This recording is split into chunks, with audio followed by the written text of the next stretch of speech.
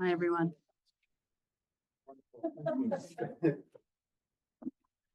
All right. Welcome, everyone. Thank you so much for coming today to our PNC Arts Alive workshops. This is one of 4. The next one is after lunch today, so hopefully you can stick around and join us for that one. My name is Bethany Chisholm. I'm the Vice President of External Relations at the Greater Philadelphia Cultural Alliance. And it's just funny to be back here because this was actually my very first nonprofit, like anything. So I went onto the job bank from the Cultural Alliance, which is one of our services, and needed an internship like anywhere because this was 2011 and I just needed a job. So I went to the job bank and found a development internship at HSP, and now I'm back here doing this workshop. So full circle. So we are so excited about this workshop series because we specifically pitched it to PNC that we wanted to create a resource for specifically small organizations. Small orgs, you wear many hats. I've worked at a few of them, so I'm very familiar with this. You end up, taking a development job and you end up in communications and a little HR and event management and all these different things. And so it's important to just be able to have resources, to have tools, to be able to expand your knowledge base and to actually get to the work that we're all trying to do. That's so hard when you're small. But small orgs are so important because you're more nimble, you can be more responsive, you're more embedded into your communities. So we wanted to make sure that we produce something for specifically small orgs. And PNC agreed with that. So if you're not familiar with us, our mission is to lead, strengthen, and amplify the voices of a cultural community that ignites creativity, inspires people, and is essential for a healthy region. To do this, we have multiple programs. Program areas include advocacy, research, creative youth development, and brand making. You can learn more about this in our handy one-sheeter that's in all your folders, and also on our website. Before I hand off this presentation, I want to share a couple of our latest happenings at the Cultural Alliance. So a big part of our work is regranting programs. So the grant that we have open right now is called the Creative Sector Flex Fund, that is offered through our partnership with the Pennsylvania Council on the Arts. So this grant is for $5,000 and is designed to address changing needs of dynamic PA arts organizations with average annual revenue between $10,000 and $200,000. So these are our tiny orgs. This is perfect for many of you who are here now. And this can go towards general operating. We are going to have more info about these grants at upcoming member info sessions, and those dates are also in your packet, so look out for those. We have a session in Philadelphia, actually in our building, so 1315 Walnut, really close to here.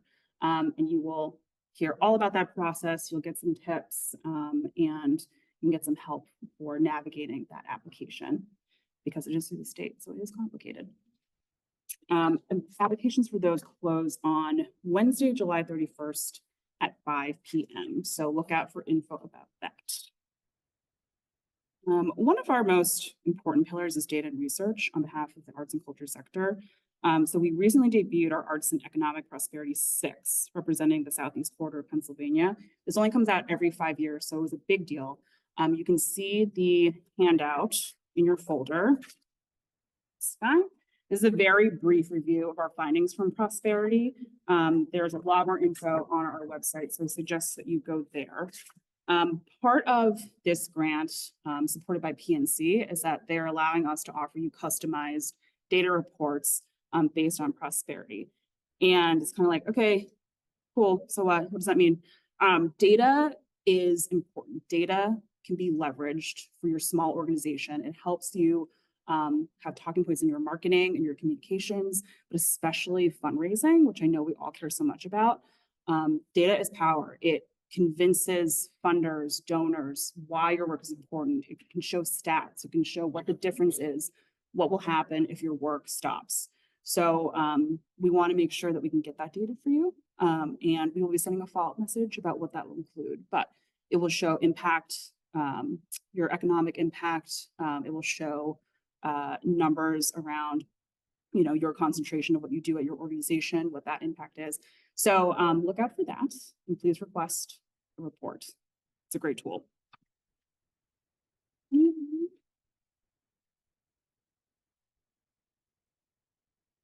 info sessions. I lied. Here's the information about info sessions. So yes, the first two are going to be on Zoom in just a week or so.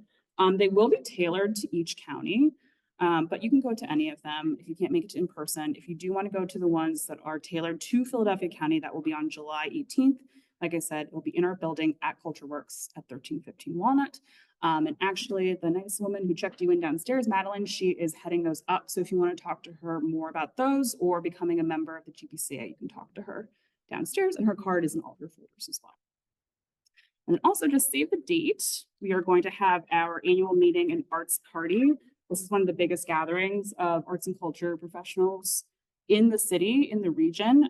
This year, it's going to be at Bach Bar on the rooftop for the celebration part on October 15th, and we're celebrating the creative economy. So I hope you can all come. And if you're members, there's a nice discount to that party as well. So I am going to hand it off today. Thank you so much for being here. And please let me know if you have any questions. I'm going to be hiding out in that corner in the back.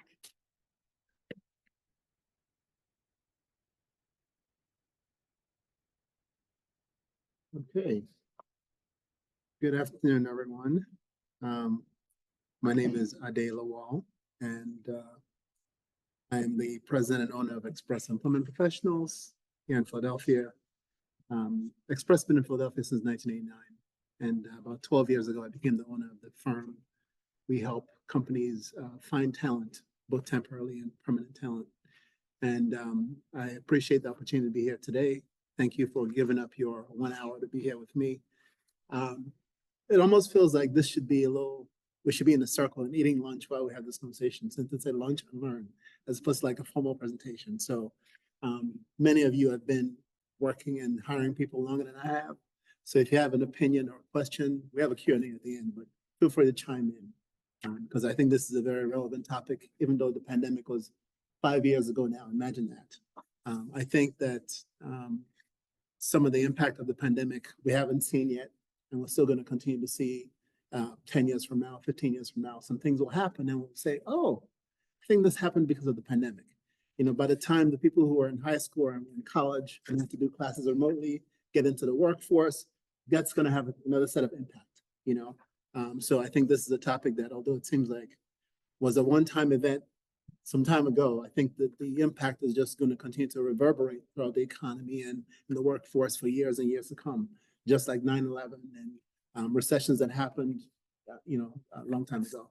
I'm actually doing the second half of the workshop is on managing generations in the workforce. And as I was preparing for that workshop, I was thinking to myself, these things are kind of like really not related to, both topics are really not related. But as I thought about it, and I started reviewing the slides for that presentation, and it talked about the different generations and how different events impacted how people are in the workforce. I was like, oh, that sounds just like the pandemic and all the impacts that the pandemic is going to have on people who are currently in the workforce or who will be in the workforce in the future. For example, without going off to topic, the Great Depression, and how that impacted, that generation for years and years and years, all their behaviors and how they act at work and all those kind of things. So I think that as we think through and talk about the impacts of hiring post-pandemic, let's think of it as something that's continually evolving and not a one-time event that basically impacts the workforce and hiring. Just something to keep in mind. Okay. Well,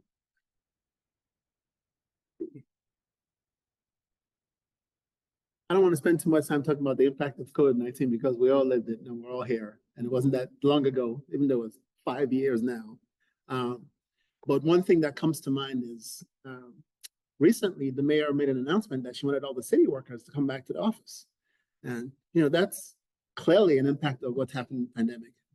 Some of the office buildings that are around here are still trying to figure out how to renew their leases. I subscribe to the Philadelphia Business Journal, and every other week I'm seeing an article about some office that's moving to the suburbs, scaling down or leaving one of these buildings. We've got an apartment, a building next to us at 17th and JFK that used to be Cozen O'Connor, the law firm, and that's turned into apartment buildings, and that's opening up in 2025. So, I mean, those are all examples of things that have happened during the pandemic and the impacts of those still. So not to mention the massive job losses, obviously, we all encountered that during when that was happening. Big things, the remote work transition used to be that most of the people who worked remotely were the IT people, right? But now it seems like basically any position in any organization feels like it could be remote. And when you're recruiting for a candidate or trying to hire someone, what's the first thing they ask? Is this remote? So this is like become a thing now. And it feels like any job could be remote. I think that, and I think we all know this, the pandemic created a higher demand for certain types of jobs. And at the same time, impacted some sectors of the economy in a negative way. I think that industries like healthcare, e-commerce, delivery services, technology kind of saw the most surges in hiring. And then the gig economy, I think that grew significantly as well during the pandemic. I think that there was a time when people ordered food just like working remotely and it was a thing. Now it's like everybody does that, right?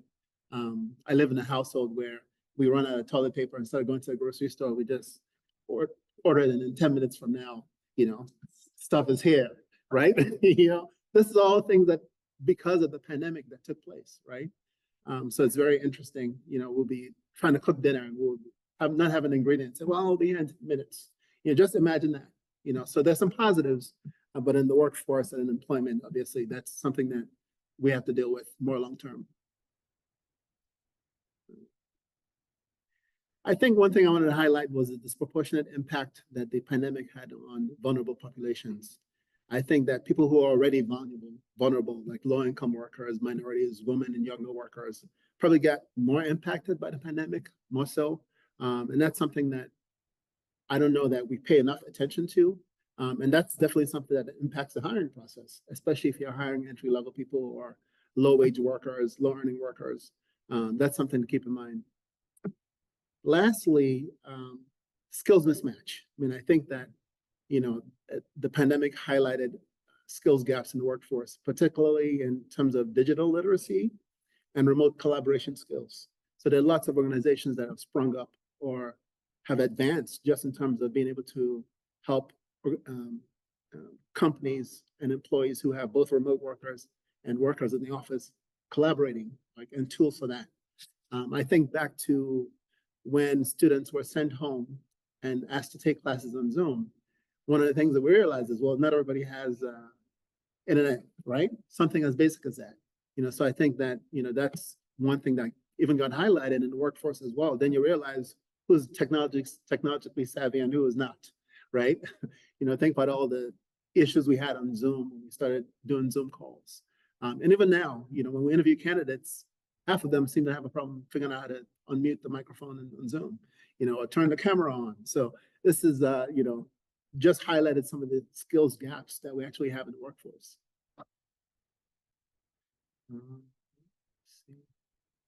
So, I think overall, I would say that the pandemic reshaped the job market in profound ways. There were some immediate disruptions, but there's long-term structural changes and things that will continue to unfold in the years to come, kind of like I was saying earlier on. So I think it's important to just keep that in mind.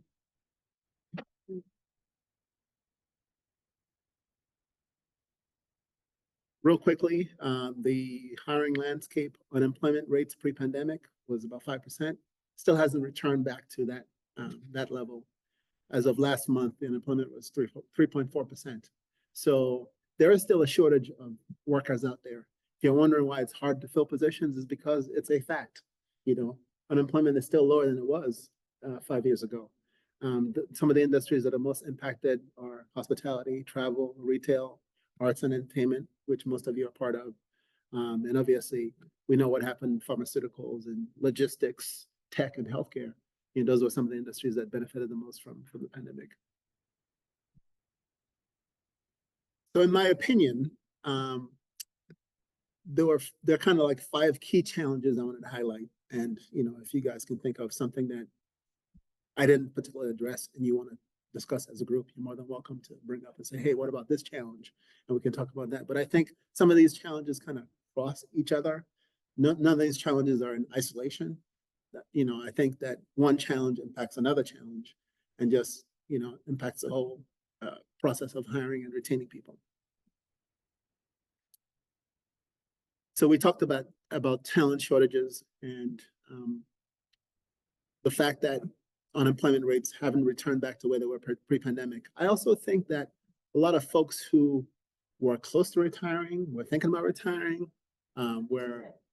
yep, exactly. See you later. So does that really get measured in unemployment? Not particularly, because these folks aren't filing for unemployment, right? So that's something to keep in mind, that there's still a shortage. And then there's a difficulty in finding candidates with specific skill sets that were not necessarily replaced, that we lost during the pandemic. So I think the talent shortages that we saw as a result of the pandemic will continue for a while until we train and replace the skill sets that we lost. And in some cases, I mean, that takes what, 15, 20 years. It takes educational institutions, coming back. I mean, I think about what's happened here in Philadelphia in the last week and a half with University of the Arts closing. Do we think that's because of something that happened during the pandemic? Absolutely. I mean, I think enrollment and relying on tuition for a lot of colleges was something that a lot of colleges realized that as a result of the pandemic, they really couldn't count on. And some students have decided, well, maybe instead of going to college, or maybe I don't need a college degree to do something, I could learn on my own, or I can start my own business. I mean, these are all pandemic related, items, or whatever you want to call them, that I think. So when you see something like University of the Arts closing, I think specifically, in my mind, that's like directly related to the pandemic. I don't think that's something that's isolated. And I think a lot of organizations haven't figured out, well, how do we change our finances, and how do we change our budget? How do we change our sources of revenue? I mean, those are all adjustments that they have to make. Otherwise, these things will continue to happen, in the years to come. So, questions, thoughts, comments? Okay. Okay, the second challenge is adapting to recruitment strategies. Obviously, one big thing that changed as a result of the pandemic was doing a lot of remote interviewing. It was virtually unheard of to interview people on Zoom for jobs, before the pandemic. But now it seems like that's kind of the norm. You're scheduling an interview for a candidate, and they want to know, is a virtual interview, or is it in person, right? I also think that what that did is it made it easier for people to switch jobs, right? Because if you were interviewing for a job in the past, you pretty much had to take a half a day off to go for your job interview. Now you just block out 30 minutes in your calendar and say you have a meeting, or you're interviewing for a job. And then you can get offered a job without even going to interview in person, right? So, so for those of us who have employees, part of the challenge in retaining them is understanding that they have access, to opportunities that they would never ordinarily had in the past. And that's something to think about, right? A lot of organizations are utilizing AI and data analytics in the selection process. And it's not as sophisticated as it sounds. It's as simple as including certain criteria in the resume review process, so that if someone doesn't have a degree, they are eliminated from the process if the position requires a degree. Or if they don't have a specific skill, we're searching for terms in resumes and using that to determine if a candidate's qualified or not. I mean, these are all simple things, but in the end, I think the recruitment strategies are kind of adapted because of the pandemic and COVID-19. And this is one way I think we're seeing an impact there. I think it also highlighted the importance of using employer branding to attract top talent.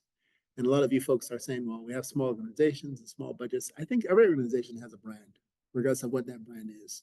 And there's certain advantages that small organizations have branding wise that large ones do not have, just in terms of the personal nature of how things are done and the access to people and the interactions amongst employees, what makes the organization unique. And that's, in my opinion, part of the brand. And that's part of what we're selling in the recruiting process, which, I think that it's something that every organization can do regardless of budget size or how big they are.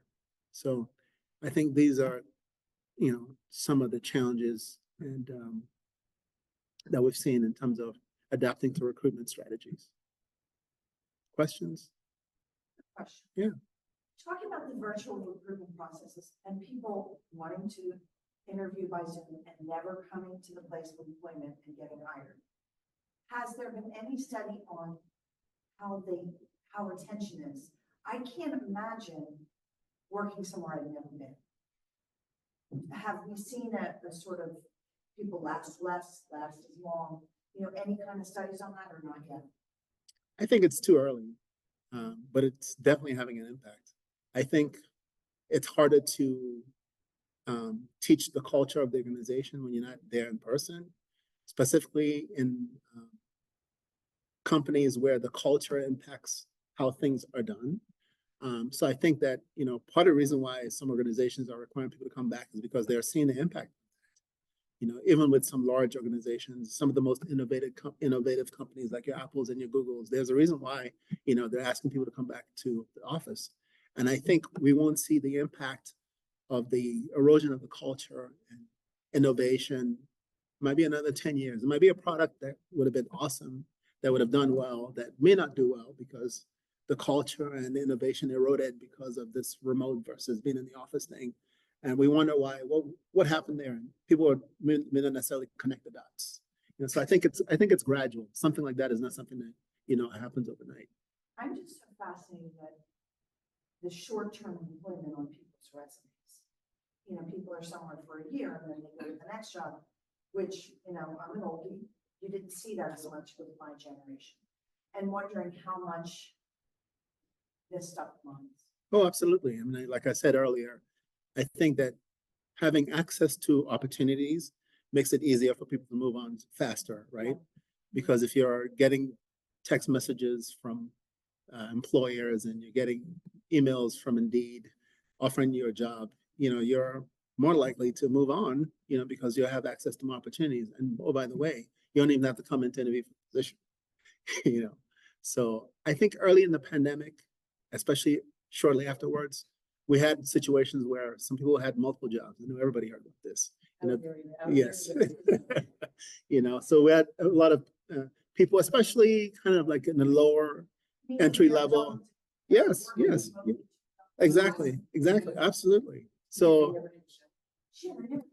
yeah. So that's kind of gone away a little bit now, because obviously, it was something new that people exploited. And I think that when you have a situation where there's a shortage of workers, maybe employers are not as penal with those employees or holding them as accountable. But obviously that's, something that we saw earlier on.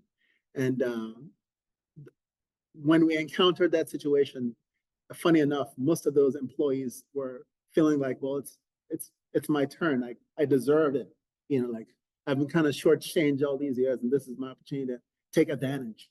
So it's interesting that people had that attitude towards that situation as opposed to feeling guilty that, hey, I'm working 2 jobs, getting paid by 2 employers. It's kind of like, hey, everybody got their own during the pandemic and this is mine. It's kind of interesting dynamic there. 2 full-time jobs too. It's like you're robbing one of your employees. Yeah, both of them. Yeah, actually. Yeah. I hadn't come across that. That's fascinating. I do think that I'm going to get my due exists in the world right now, on the road rage everywhere. So that makes sense that is happening too. Yep. You want to say something? Because we do that, where they work for us full time, plus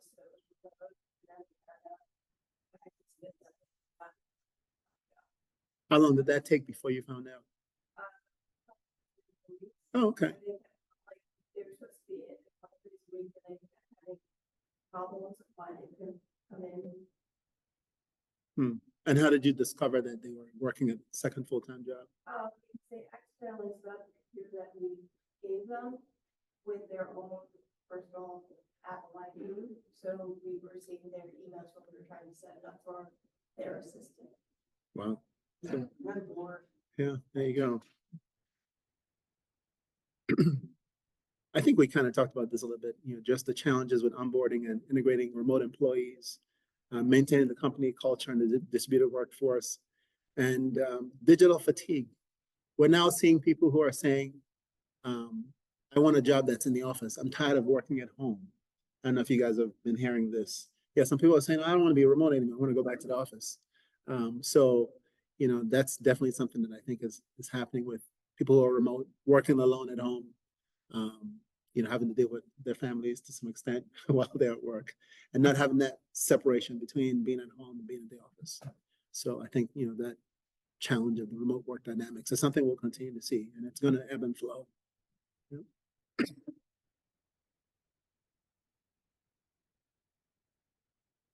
I mean, like I was saying, none of these challenges are unique. It's not like one challenge doesn't impact the other, but the idea of working remotely impacts retention and creates turnover to some extent. Not being integrated into the culture of the organization, not being onboarded properly has a potential to create turnover. So, retention is definitely a challenge for a lot of organizations, especially because of the impact of COVID-19 and some of the dynamics in the workplace.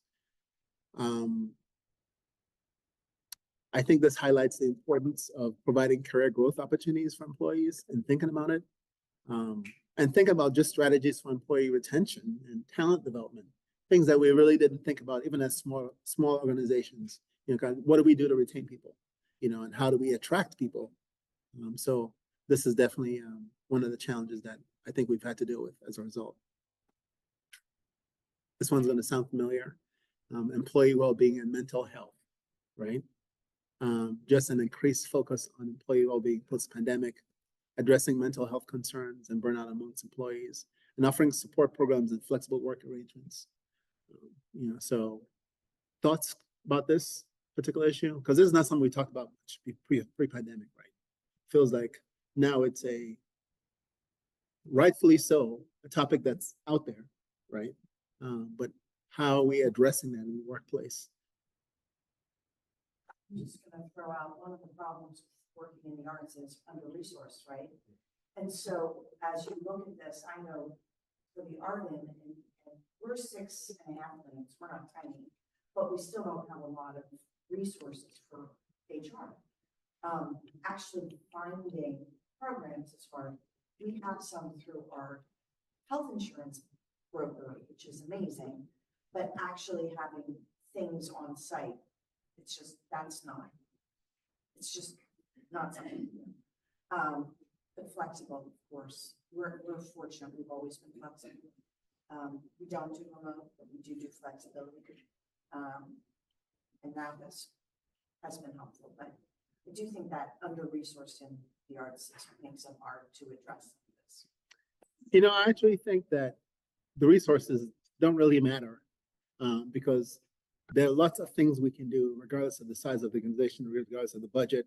In a situation like this, where we're talking about mental health and well-being, just letting employees know that that's an acceptable thing to talk about doesn't cost anything, right? That they're welcome to bring up those challenges, and it's a safe space to have that conversation. And that's free, right? So just letting that be known so employees don't feel like they have to deal with that on their own. I mean, that's a strategy that can be employed to address mental health and well-being. Just being acknowledged in itself can make a difference, but then again, there's also lots of resources that are available, apps even, that are free and that people can download, but encouraging people to address those issues and encouraging them to speak freely about them. I mean, that's something that we can all be doing and doesn't cost anything.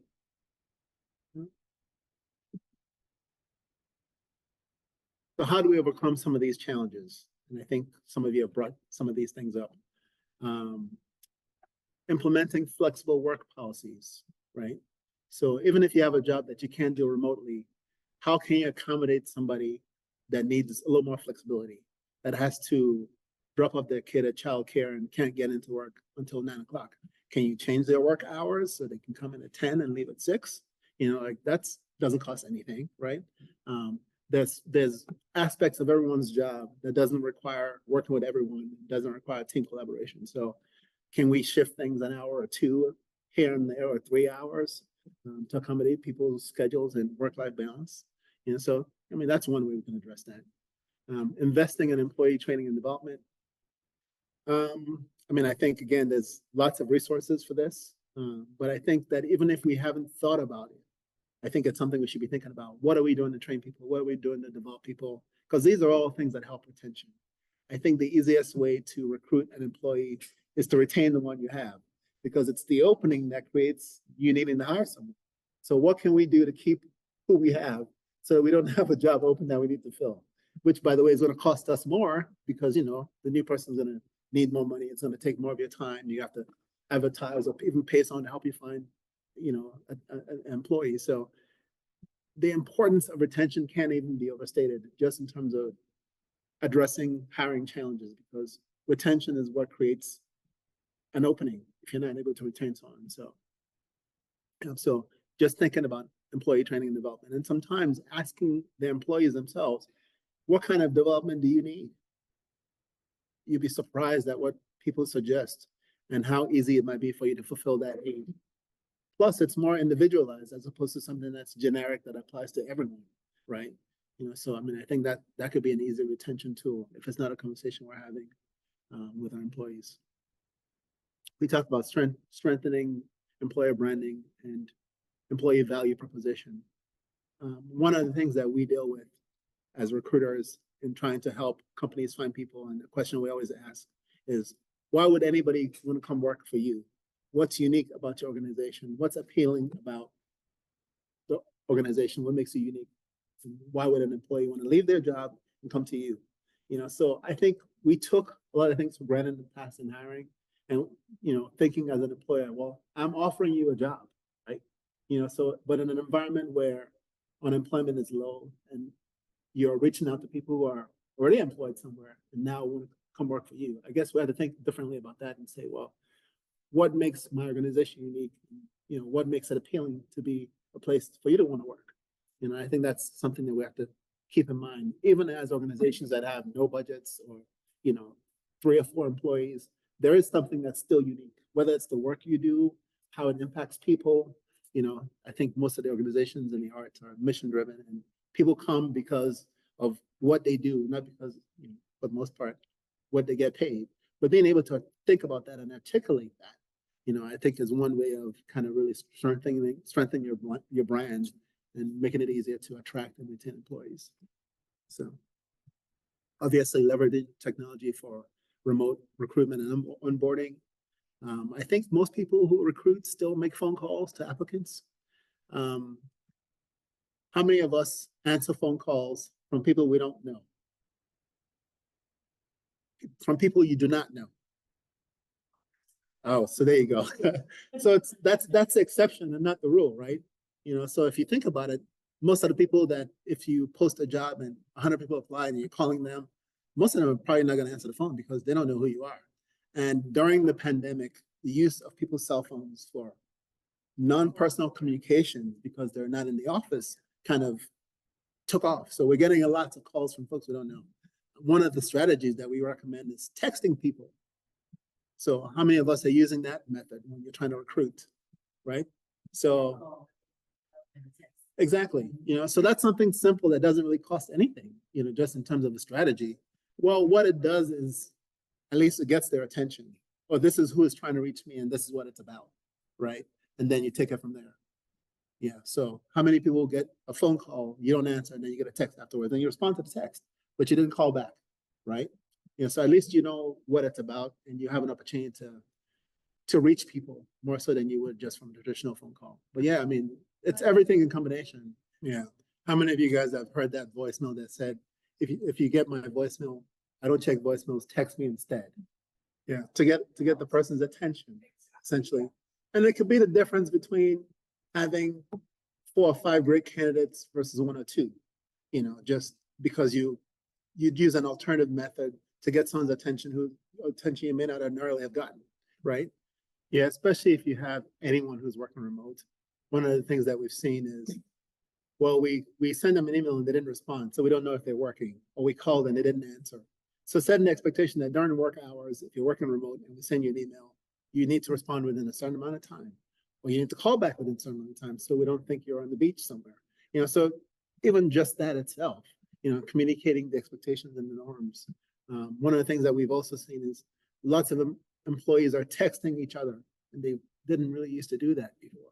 You know, so just that's kind of become the norm. You know, so I think setting expectations, utilizing that to your advantage is really what I'm talking about. you know, how can you use that to help you, since that's now things, people are doing things now, right? Just in terms of being able to accomplish what you need to accomplish.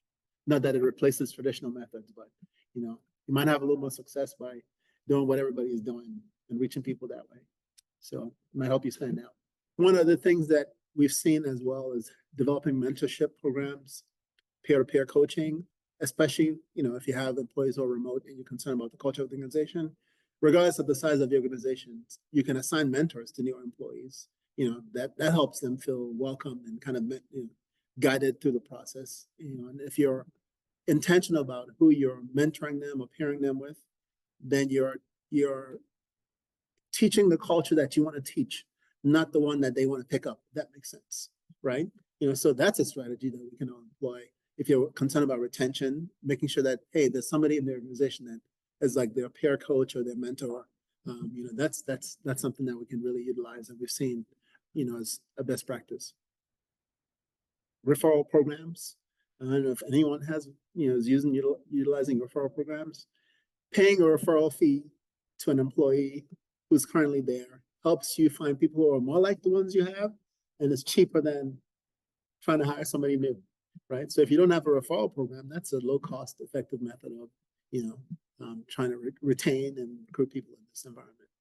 So we talked about using creative scheduling and shift design to allow people to switch shifts, you know, while still getting adequate coverage. I think Rick kind of highlighted this one, developing clear two-way communication channels for employee input and engagement. So these are all kind of like low-cost tools that help us kind of address all these challenges that we're talking about. So we have some resources available through Express Employment Professionals, and all these are free for those who like to read. There's some white papers, studies, you know, that kind of highlight ways of addressing some of these challenges. So I think the presentation and the stuff is going to be going out, but you're welcome to kind of just note the website and download some of the stuff if you're interested. There's one in particular that talks about the lost generation and how school disruptions during COVID-19, during the pandemic, is going to threaten and widen the skills gap. You know, I think we're just talking about that. So I think in general, though, with all these things, awareness is what's important, and being intentional about addressing them is what's important, not necessarily whatever tool you do decide to use, because you can spend as much as you want addressing some of these issues, or as little as possible, but being aware and being intentional about doing something about it, I think, is really the most important thing.